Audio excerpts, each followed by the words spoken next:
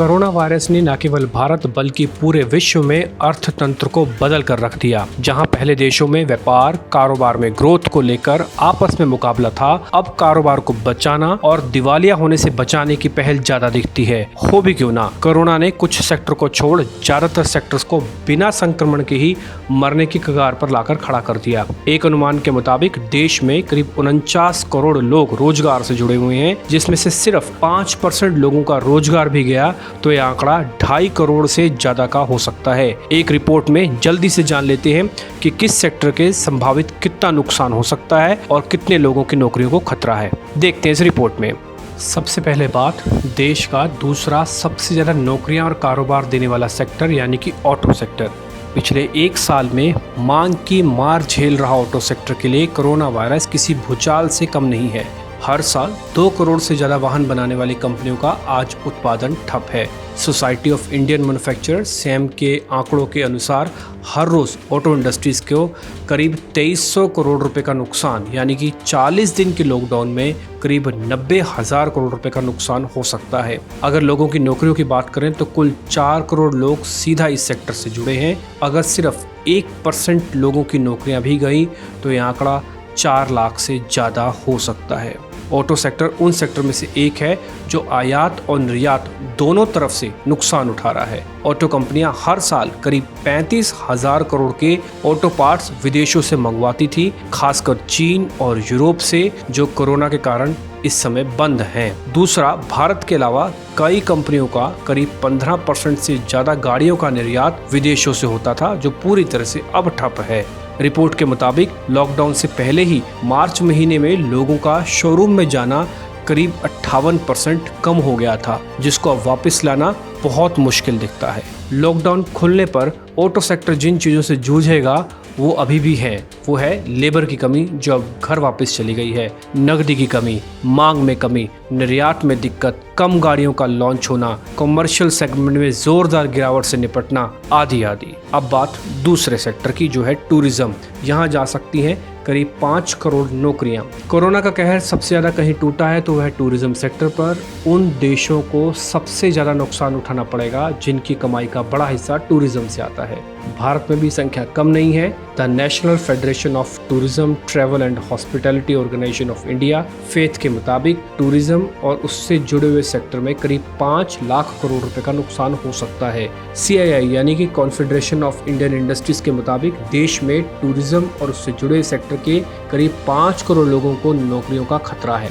Report में यह भी कहा गया है कि सिर्फ ऑर्गेनाइज्ड टूरिज्म और उससे जुड़े सेक्टर में करीब 1.5 लाख करोड़ का नुकसान हो सकता है। रिपोर्ट के मुताबिक 2 करोड़ से ज्यादा लोगों की नौकरियां जा सकती हैं। करीब 70% से ज्यादा की आय में कमी देखने को मिलेगी। आगे चल के रिपोर्ट में यह भी कहा गया कि ब्रांडेड होटल्स को भी 1 लाख करोड़ का नुकसान होगा। ऑनलाइन ट्रैवल टूरिज्म को करीब 4,000 करोड़ का नुकसान होगा। टूर ऑपरेटर्स को 25,000 करोड़ का नुकसान होगा। एडवेंचर टूरिज्म को करीब 19,000 करोड़ का नुकसान होगा और क्रूज चलाने वाली कंपनीज को 450 करोड़ का नुकसान हो सकता है। तीसरा सेक्टर होगा SME यानी कि छोटी मझोली कंपनियों का सेक्टर। विकासशील देशों की जान कहे जाने वाले SME और छोटी कंपनियों को सबसे ज्यादा नुकसान होगा। एक जानकारी के मुताबिक करीब 12 करोड़ लोग सीधा SME सेक्टर से जुड़े हुए हैं, जो कि भारत की GDP में करीब 35% हिस्सा देता है। करीब 40 दिन का लॉकडाउन से इंडस्ट्री को काफी बड़ा संकट मिल रहा है। एक जानकारी के मुताबिक करीब 6.5 करोड़ से ज्यादा छोटी और मझोली कंपनियों में काम करने वाले करीब 25% से ज्यादा लोगों की नौकरियों को खतरा है, जो आंकड़ा 3 करोड़ के आसपास बनता है। इसमें भी SME सेक्टर में एक्सपोर्ट से जुड़ी हुई कंपनीज को सबसे ज्यादा नुकसान होगा, जो परसेंटेज के लिहाज से करीब 40% बनता है। रकम के लिहाज से आंकलन करना भी मुश्किल है। आप अंदाजा इसी से लगा सकते हैं कि 25% लेबर यानी कि 3 करोड़ लोगों की नौकरियां और भारत की 3 लाख करोड़ डॉलर से ज्यादा की अर्थव्यवस्था में 35% हिस्सा रखने वाला सिर्फ 10% नुकसान भी हुआ तो ये नुकसान 10 करोड़ डॉलर का हो सकता है। एक रिपोर्ट के मुताबिक लॉकडाउन खुलने के बाद भी दिक्कतें रहेंगी, जैसे कि लेबर की कमी जो घर वापस चली गई, 12,000 करोड़ डॉलर के कुल निर्यात में काफ़ी ऑर्डर रद्द होना, ऑर्डर नहीं मिलना, नकदी की कमी, कंपनियों पर कर्ज का बोझ और विस्तार रुक जाना।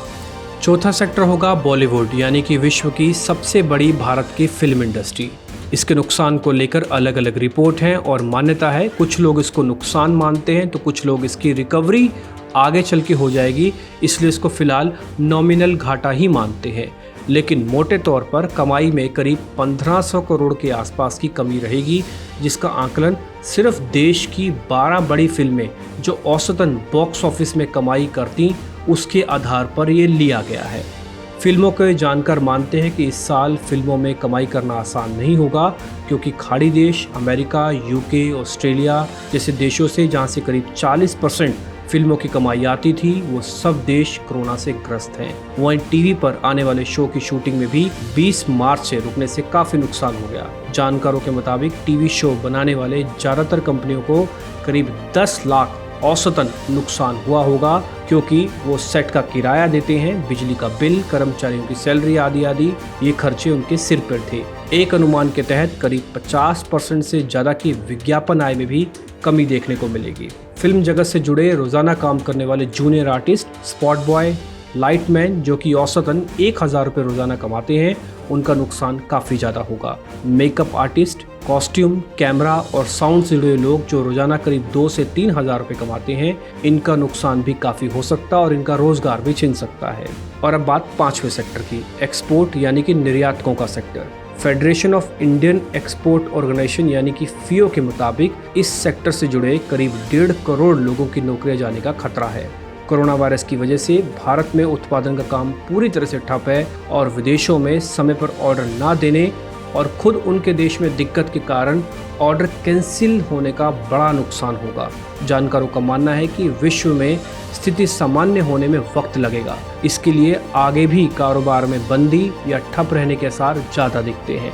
दूसरा, जहां पूरा विश्व कोरोना से लड़ने में लगा हुआ है, वहीं चीन ने सबसे पहले काम शुरू करके भारतीय कंपनियों को चुनौती देना भी शुरू कर दिया। बांग्लादेश और श्रीलंका जैसे छोटे देश राहत पैकेज देकर निर्यात में भारत में दबाव बनाने की कोशिश में है। FIO के मुताबिक सबसे ज्यादा नुकसान कपड़ा, ज्वेलरी, लेदर, हैंडीक्राफ्ट, इंजीनियरिंग से जुड़े हुए निर्यात पर पड़ेगा। अलग अलग रिपोर्ट के मुताबिक कपड़ा निर्यात में करीब 30 लाख लोगों की नौकरियां जा सकती हैं, हैंडीक्राफ्ट सेगमेंट में करीब 20 लाख लोगों की नौकरियां जा सकती हैं, तो इंजीनियरिंग सेगमेंट में करीब 50,000 से ज़्यादा लोगों की नौकरियां जा सकती हैं। हालांकि ज्वेलरी सेगमेंट में कितना नुकसान होगा, इसका आकलन करना अभी बाकी है। जानकार ये भी मानते हैं कि आगे चलकर लेबर की दिक्कत, नकदी की समस्या, विदेशों से ऑर्डर मिलने की कमी और कर्ज डूबने की समस्या और भी बढ़ सकती है।